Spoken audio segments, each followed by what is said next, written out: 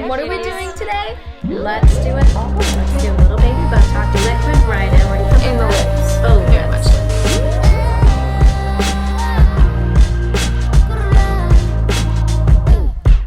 Here again, you told me you just wanna be friends, so I act like I don't understand. Go ahead now, be the man. Let's pretend I don't know about your little plans. Look so cute and innocent, but you're as lost as Peter Pan. Could drop the bomb instead. I told you whenever you need me, just call if you want to, 'cause hey, that's what friends supposed to say. Minute after minute we fade, and I don't even know what's next. Watch me turning tides, now open your eyes to fade, so we fade. Minute after minute we fade, and I don't even know what's next. Got nothing to say, 'cause your face is fake. That's why we fade away.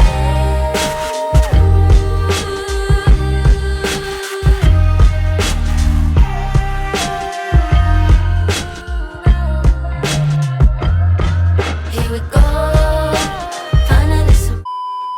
It took us a while to convince people to allow us to inject deadly poison into them to get rid of wrinkles. One evening, a few days ago, I was watching a French show with my husband, and a woman came on who was in her early 50s. And my husband said, she looks old for 50s. And that comment surprised me, and I said, I don't think she looks old for 50. I think she looks 50. It's just that we have grown too used to the botox faces that we forget how a woman actually looks like at that age. And don't get me wrong though, this woman didn't look bad at all. She looked good. She looked good for her age. She looked youthful but dignified. And she was dressed well, and she clearly had made an effort to keep healthy. And so that sparked a conversation between us about the beauty industry and how French women age versus how women in the United States and increasingly the rest of the world are viewing aging now. And please don't confuse aging and aesthetics. Please don't confuse the idea of injecting something to your face with aesthetics, because quite frankly, when I see an older person, I find them endearing. I don't generally think ugly. In fact, there's quite a few older people that I see that I think look better in old age than they did when they were young. For example, King Charles. Why do we fear growing old so much? Is it because we fear death? Because the alternative to growing old is death. And are we trying to manufacture a reality in which we stop time? Surprisingly for me, a younger millennial, one of the last millennials in the group, born in the 90s, Gen Z is quite a bit more afraid of growing older than millennials ever were. It is very clear by what they're posting on social media. And I think about this and I wonder if it's the fear of growing older. Is it the fear of becoming irrelevant? As millennials once were so relevant and now they no longer are as much?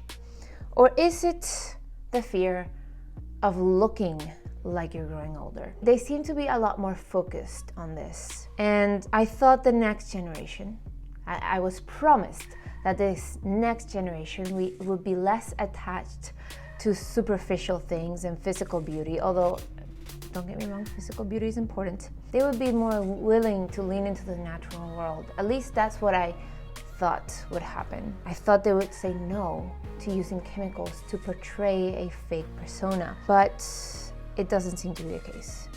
They're a lot more obsessed with cosmetic procedures than millennials ever were. In fact, according to the American Society of Plastic Surgeons, Botox injections have increased by 28% since 2010 among 20 to 29-year-olds. And at this moment, there are teenagers posting online about their cosmetic procedures. The makeup artist at my wedding, we were chatting away, And for some reason it came up that she was getting ready to launch a skincare line for teenagers.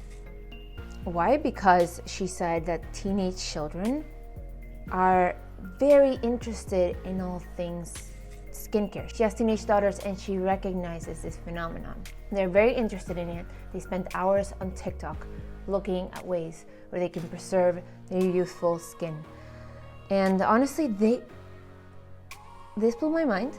I had zero concern for this when I was a teen. Sometimes I wish I had, but especially at 15, which is what she was specifically talking about. She was not talking about 19-year-olds. She was talking about girls as young as 13 to 14 and 15. I had zero concern for this when I was that age. Zero. And this desire to look younger and younger and younger just shows no signs of slowing down. The world spends $274 billion on anti-aging products every single year. And I'm not impervious to this. I'm definitely not. I have my nighttime routine, which my husband says is way too long. I don't think it's too long. It's like 10, 15 minutes. I have my creams that I use, and every 2 weeks I use derma roller on my face, which I don't know if it's working, honestly. We'll see.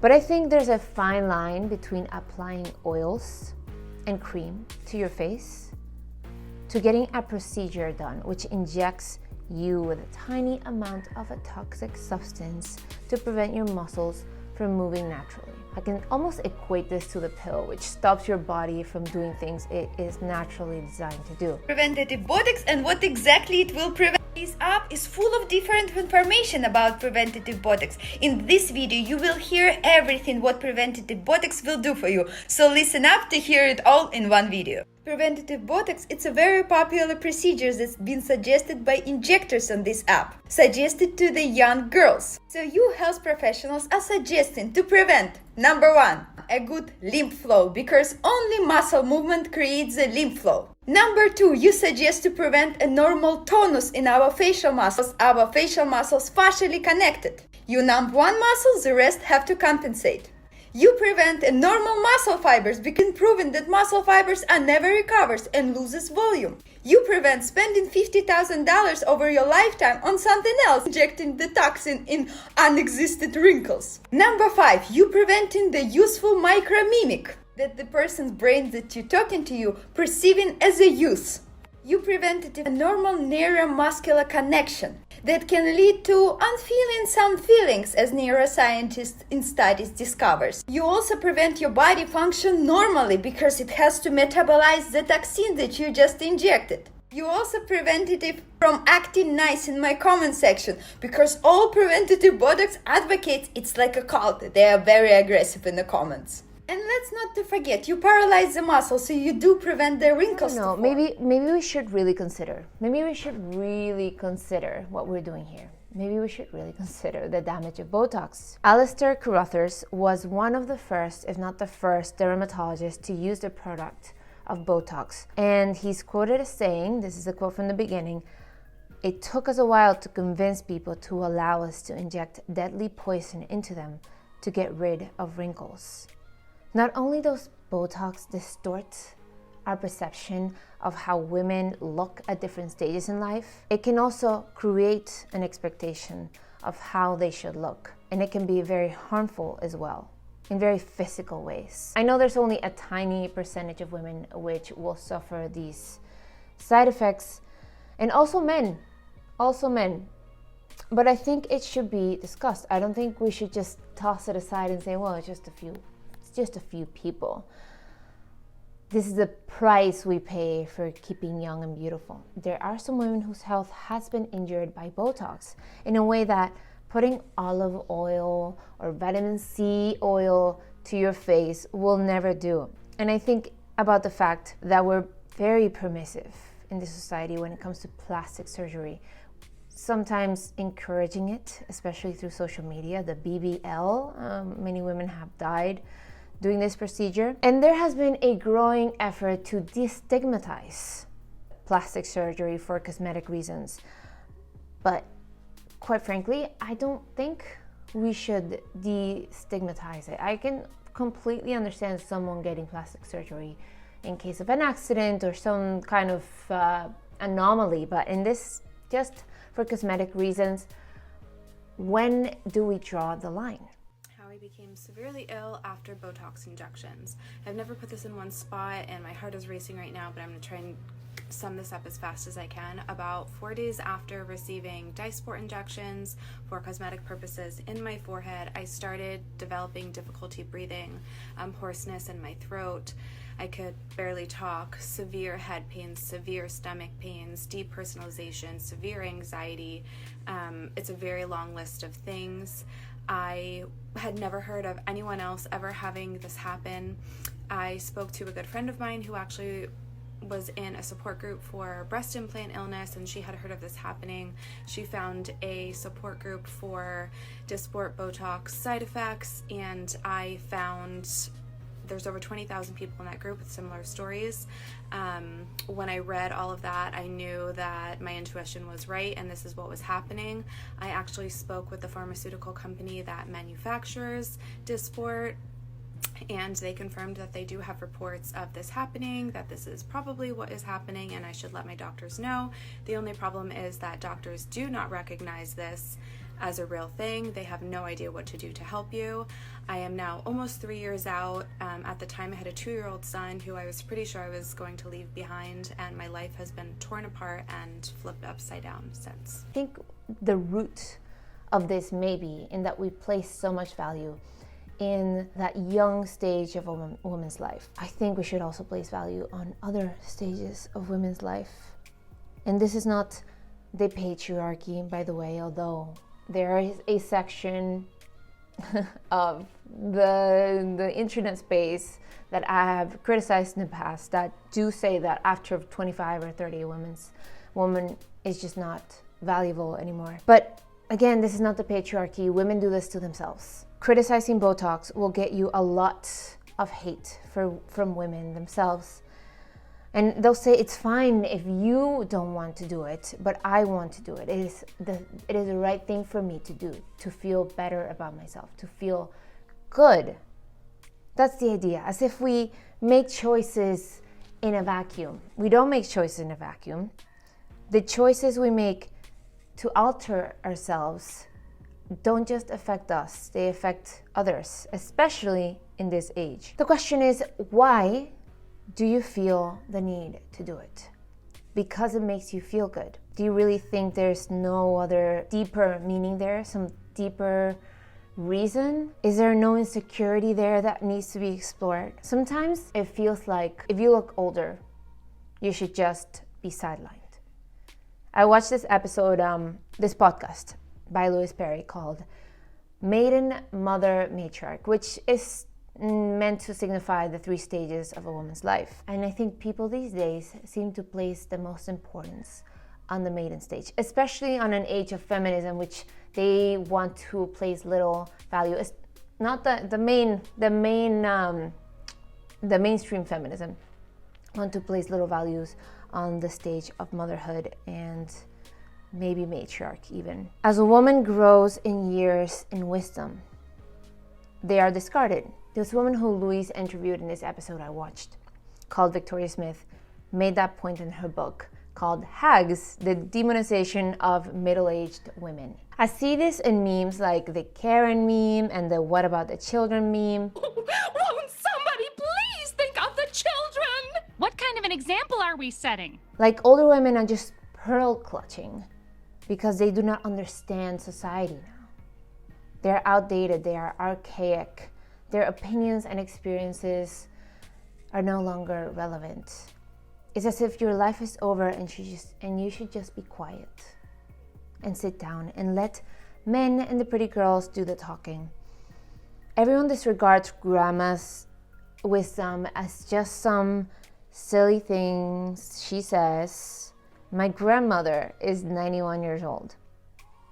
And yes, there's been a lot of times when people kind of shrug off whatever she says. But she's been around since the 1930s. She's seen the world change since the 1930s. Is there no wisdom in that? I have had this, and don't get me wrong, Don't think that I'm above this whatsoever. I have had this fear myself. I've thought I only have a few years to even share my opinions on the internet because at some point I'll be too old. And it'll be silly for me to be on here. Why do we do this to ourselves? Why do we think the younger and more naive you are, the better it is for you to be even on the internet? This fear of being seen as an older woman obviously translates to the whole appearance thing. And although no matter how much we try, we cannot stop the passage of time. This will not change until women overall, through a collective effort, stop engaging with the plastic world. Stop putting plastics on your body because of insecurity. You might think in a few years I'll eat my words and I'll go forward and I'll just put some Botox on my face. You might be surprised to know that I don't know if you'll be surprised to know this, but I am a very strong-willed person. And if I believe something is unethical, if I believe something is incredibly unhealthy for you, the likelihood of me doing it is very low, especially with the effort it would take for me to do it. So I don't think so. I will, however, do other stuff, do other things to keep myself healthy and my skin looking good. Don't think that I'm gonna stop, that I will stop trying. But Botox is quite another animal, I think. Stop putting plastics on your bodies. And again, definitely work on yourself. Be healthy, be fit, live a long life, dress well. I do think dressing well is very important. But don't inject toxic chemicals into your body to accomplish this. I don't think it's worth it. Aesthetics are important, but this is just simply not the way. Let's think about something else that we could be doing.